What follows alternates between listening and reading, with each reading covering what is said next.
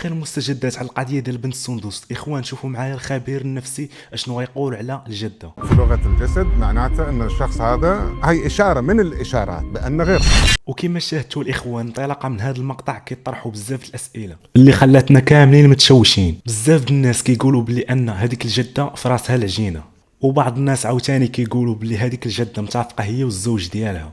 انت ولا انت اللي كتشوف هذا المقطع اشنو بان لكم في هذه القضيه؟ واش هذا اتهام لهذه السيده ولا فعلا في راسها العجينه؟ مؤخرا الاخوان واحد الفيديو داير بوم عند المغاربه ديال الجده ديال سندس اللي كانت كتظهر في واحد الحاله ديال توتر كبير بزاف.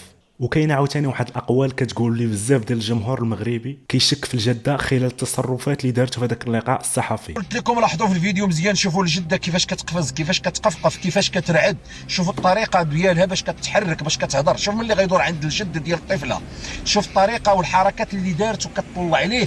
علاش بغينا نعرفوا اشنو السبب، علاش كتطلع عليه هنا فين الناس بقاو كيشكوا كيقولوا الجده هي مولات الفعله. وهنا الاخوان كاينه حقائق مزلزله اللي خلات الجمهور يشك في التصرفات ديال الجده. ومن بعد بزاف د المقاطع اليوم ولات شكوك موجهه لهاد الجده، فالجمهور بقى كيبحث والناس كتسائل على هاد القضيه.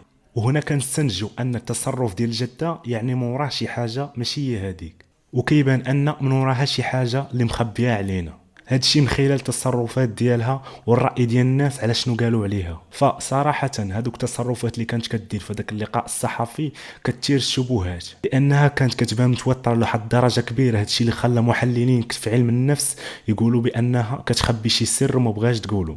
وكما لاحظنا كاملين بان بزاف الناس كيقولوا باللي هاد الجده مخبيه شي سر علينا هي والزوج ديالها، فحال وصاتو او لا متفقين. فاذا وصلتي لهنايا ما تنساش دير لايك لهذا المقطع وتقول لنا الراي ديالك في هذه القضيه وشنو بان لك في هذه الجده والتصرفات اللي كانت كدير اشنو بان لك فيها. ما تنساش تبارطاجي الفيديو ودير لايك.